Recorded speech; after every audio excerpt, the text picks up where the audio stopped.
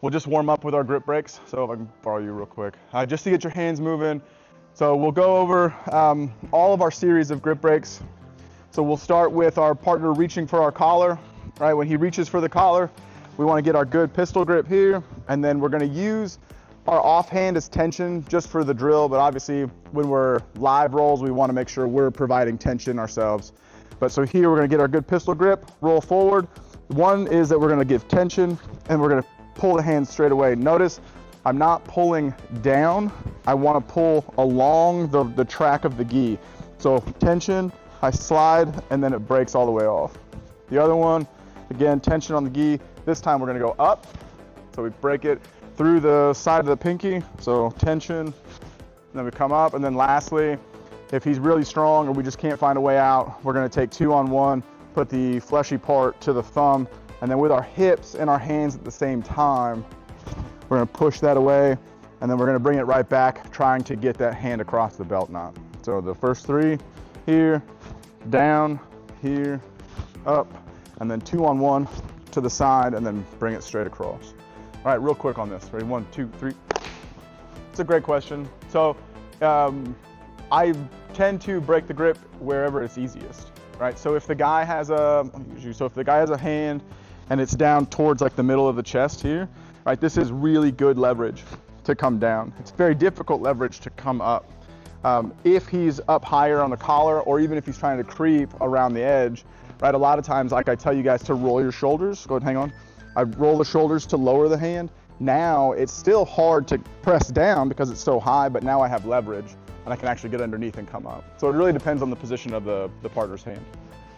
All right, so then the other ones, we'll stick with this side. So he comes up, now he's all the way over the top, right? Before he breaks my posture, I want to sink a grip into the armpit here and start to extend this frame so that I can keep this at distance. If I don't, he's just going to bend the elbow and start breaking my posture. Now I'm in a bad spot. So right into the armpit here, and then we're just gonna press it away, turn the pinky to the ceiling, elbow up, and then pop that away, and then reset. So as soon as that hand comes over the top, bang, we're just gonna come in, grab and frame, and then press away, right? And that's good for either side, so you guys can drill both sides. So if he comes in this way again, same thing. We grab here, and then we punch in, right? We wanna create this distance here. If I'm on the outside and his arm's longer, he's gonna be able to maintain control of that gi. So I need to be inside, right into the armpit, press, and then turn the elbow up. If I leave this down here, I still only get here. If I turn my elbow over, now I get this extra little bit that kind of helps break that gi. And then it's sort of a dynamic movement. So here, and then we pop that away. And then I like to just reset off of that. The other option you could do is if he comes over the top, you pull this, as soon as you punch in, when it breaks, you can feel it, you can swing it over, and then you can start going like 2-on-1 type stuff.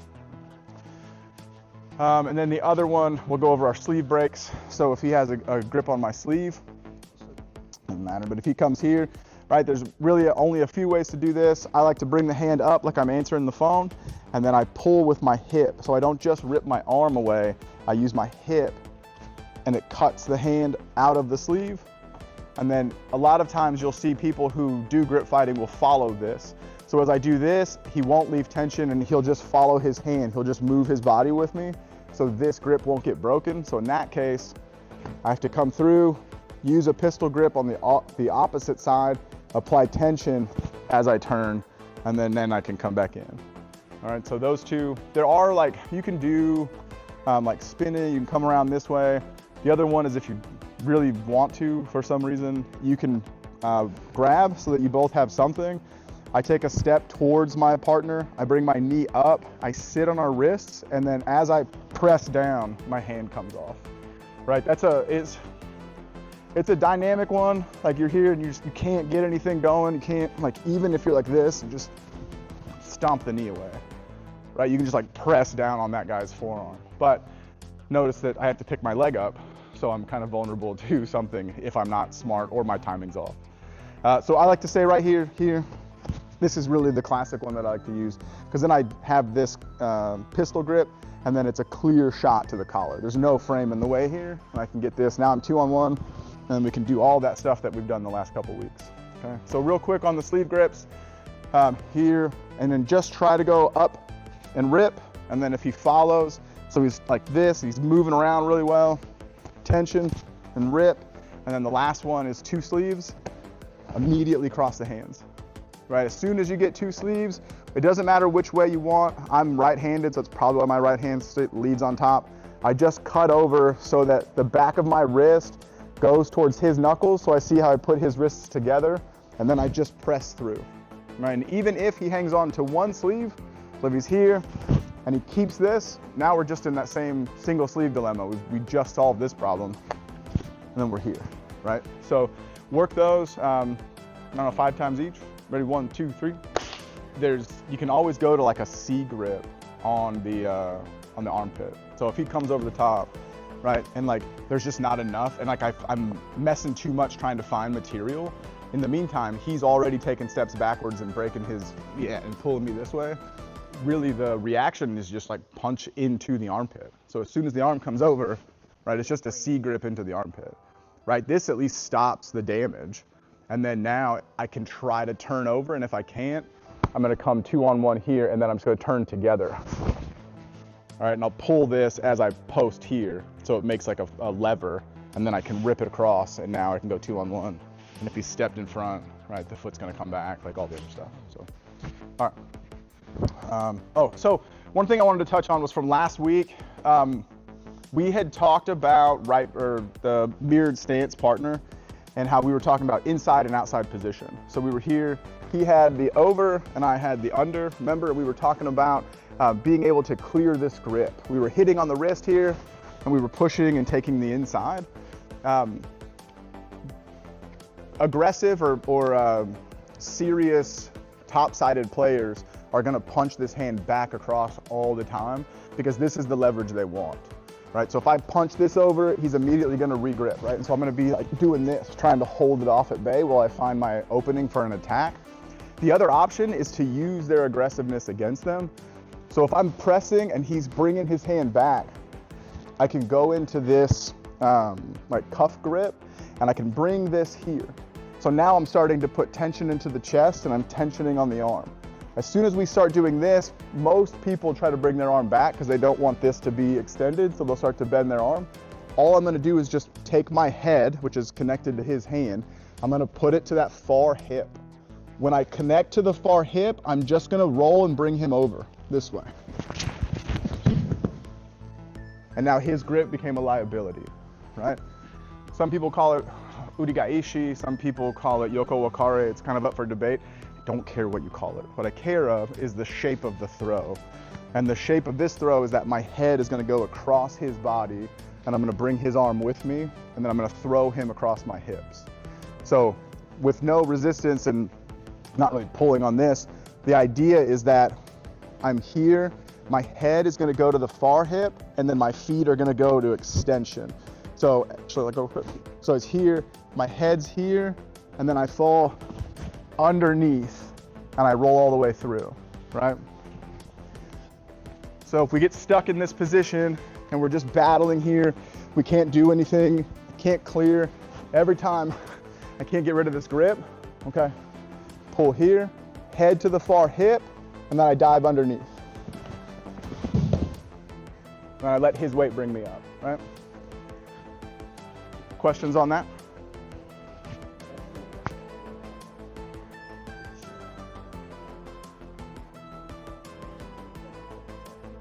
Yeah. So if he keeps this here, right, then I just drive into him, and now I have to get past the frame. So I'm just gonna push, and then as he comes back, that's my opportunity to step across. Because if this frame is in place, if it's like super stiff, it's gonna be hard to close the distance. So I'd have to like go really far this way, and then pull across. You'd have to go out wider to make that work if the frame's extended. Yeah. But good question though. Anything else? Good? All right, let's give it a shot. Ready, 1, 2, 3. Thanks, man. All right, questions on that throw? Like, are we finding it pretty simple? Because it should be, we were just discussing, it's the same thing that we do from the Russian tie from the other side. So when they get here and we break off and get into that Russian tie situation, and then they curl their arm back because they don't want the pressure. It's the same throw, right? We're just ducking in underneath. We're just doing it from the mirrored stance where we can't get past the frame. Right, so now we're controlling the arm and then we're diving in. So I just felt like I probably should have done that last week to really like put a bow on all of the mirrored stance grip fighting we were doing, but that's okay. We got it now. So now what I want to look at is sutemi wazas, which that one was technically a sutemi waza, a sacrifice technique, but there's really the most recognizable ones, right? Sumigaishi and Tomoe Nage. Sumigaishi we've done, so we'll probably save that for the Russian tie series that we'll do. But for now, what I'd like to look at is a couple of variations of Yoko and regular Tomoe Nage. So Tomoe Nage, like classic Tomoe Nage, you get your partner, classic grips, we're at the top of the triangle, and then however we get there, we pull our partner over so that they're bent over, right? Anytime you get this ball shape, this is what you're looking for to create the approach for Tomoe Nage.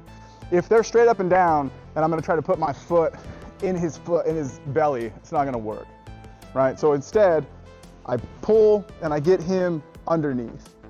Now, the straight back is the easiest one to learn, and it's fairly straightforward.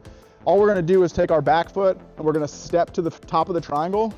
When we step to the top of the triangle, our other foot is gonna swing up and it's gonna come right into the belt knot, right? I don't wanna go to the back hip on this, and I don't wanna go to the front hip because you can just walk away. I wanna go pretty much dead center, and then I'm gonna pull my hips underneath my partner. So as I step, I'm gonna sit and I'm gonna go underneath. Stay up. No, you will, but not right now. Stay up. So as we step in here, push, and then we're just gonna drop underneath. When we drop underneath, I want his head to be as close to my head as possible. So if he's sitting far back, right, I don't have the leverage. I can't make it work from here. I've got to pull him over my head, and now I can take him straight over, back roll, and end up in mount. Does that make sense? Pretty simple. And then the help that I like to use on this one is I step, I push in. As I push and I fall, my other foot comes underneath, right, and it hooks. So instead of just like one foot and like extending, I'll put this foot underneath the opposite leg. So now when I pull him over and throw him, this is also acting as a lever, and now it helps me actually do the back roll, right? So that's just classic Tomoe Nage. Questions? Okay. So do it just that speed, right? And get into position and have your partner like brace themselves and hold over, and then play with that leverage. So you can see like if he's back just a little bit, I can't pull him forward. Let alone like if he's really pushing his hips forward, he's gonna start pulling me back up, right? But if I'm underneath and his head is even with or past my head, it's pretty simple to get him to come over. Okay? All right, give that a shot. Ready, 1, 2, 3. I guess the key factor is to try to get as deep under them as possible, right? So I know that I said step to the top of the triangle and then pop your hip up. The reason why I do that is because I want to be at the top of his center of balance, but then as I shoot, I also want to go underneath. So as I pop here, I'm not just going straight down, I'm pulling him over me. So while it looks like I'm at the top of his triangle, when I sit, I'm underneath him already, right? And then now my laces are coming up so I can make connections so I can carry him over. So while I start kind of away, when I finish, I'm really deep underneath, right? But that is a problem. It's difficult to get yourself all the way underneath somebody. So to get around that, we could use Yoko Tomoe Nage or side sutemi waza. So now instead of just coming straight, stepping, and then hoping for the best, now we can go out to the side over this way. So I need to still break his posture. So how I do this and set myself up is I fake a turn throw, right? So all of our turn throws, hips come across the body. I want to be able to be like here and threaten to pick him up and throw him that way, right? And I'm doing this because your typical reaction you'll see when you pull somebody forward is they're gonna shoot their hips back and they're gonna bend over, right? To brace themselves for the throw. This is the shape that I need to create for Tomoe Nage. So I like to threaten with like an uchimata or like a harai, some big hip motion so that they'll see it and react to it. So from the top here, I just turn my hips here. As soon as I turn my hips, notice that. His hips shoot back, his head comes over, his base is exposed. So now I swing my foot, and this time, instead of my dominant foot going to the belly button, now I want my off foot going to the near hip. So the sleeve side, near hip. So here, now I'm gonna swing my foot, step, and now I fall to the side. I don't fall underneath, I fall here. I extend and I twist my hands. I drive a big steering wheel to get him to go over to the short side. This isn't lifting, I'm not trying to take him over, I want him to make the fastest fall possible, right? So I don't want to get underneath and lift. So I'm here, swing, hit. I don't want this. I don't want to bring him over now and struggle to finish. What I want is I want to fall with my head close to his ankle as I expend my leg and twist my hands. So I'm here, up, and over. And then you come up on top. Does that make sense? It's different motion. Yeah, but I'm using the inside foot. Like if I was gonna do a scissor sweep from this position, I'd have to like get this across and then like my other leg is out. So instead I'm here. I want to pull his head, still needs to be even with mine. And then I turn my hands this way as I extend the foot. So the setup, I like to do the cross step because it sends my leg in the right direction, right? Like if I'm just here, and even if I just shuck, I still have to adjust my leg to shoot to this hip and then fall. Whereas if I'm here, I'm already at the angle. Now, swing in, fall, press over. Yeah, once you post on the hip and you bring his head over your head, his feet are like basically light, they're super free. Even if they're not like cleared the ground, they're super light and manipulatable. So now you just have his hands and you steer with that to get his body to flip over. Yeah, sorry. You were gonna say something. Oh, okay. We good on this, we think? Give it a shot, 5 times each. 1, 2, 3. We've looked at Tomoe Nage going straight back, and we've looked at Yoko Tomoe Nage going to the right, or sorry, to the left, your right. Now we're gonna go the other direction, right? So I can borrow you real quick. So all of our entries to this point have been on this hip or the middle, so now obviously we're gonna go to the back hip. So for what I like to do on the back hip, again, we've got to get their posture broken.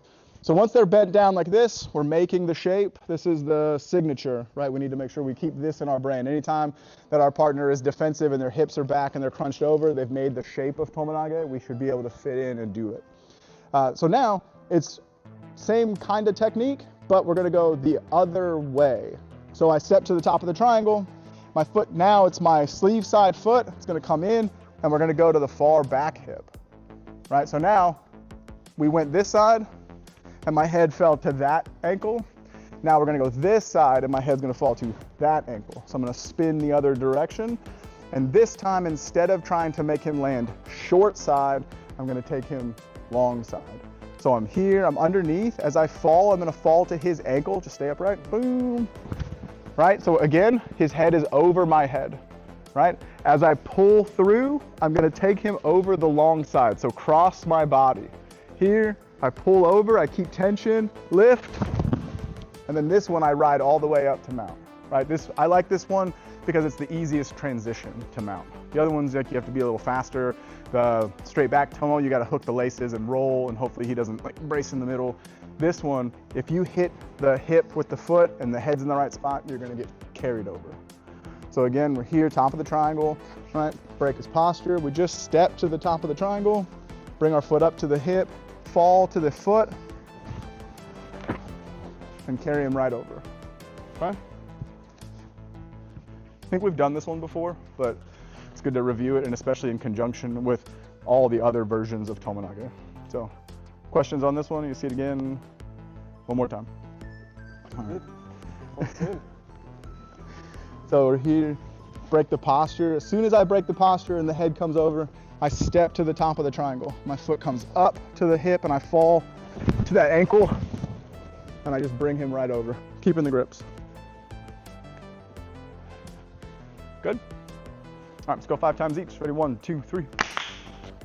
I see a lot of us are getting stuck, and that's sort of, it happens, right? You get into the position, they drop their weight back, and you can't finish the throw, right? I have a backup plan for this one. So, and this is the only one where it kind of works this way because of the body mechanics. So we enter into our cross body Yoko Tomoe Nage. So we're here, pop the hip, bang, we fall. It doesn't work. He postures up, I'm too far away, whatever the case is. This outside leg, I'm just gonna pivot into a de la riva, pull his head over, and then I'm gonna go over the collar side. So I've still got control of the sleeve. I can't let go of the sleeve to grab the ankle. If I do this traditional way, he has a post. I'm gonna push over, he's just gonna put his hand down. So instead, I have to rely that this is a transition move, so I'm not sitting in my de la riva very long. So I wrap my laces around nice and tight, I keep control of the sleeve, I pull his head over mine, and then I push over the sleeve side. And then I can finish. So you end up going the same direction, but now you've had to pivot and use a different lever. So again, all right, top of the triangle, we've got good posture here, we break it down, we step, shoot, slide. It doesn't work. We swing into the de la riva and push over, and we come up.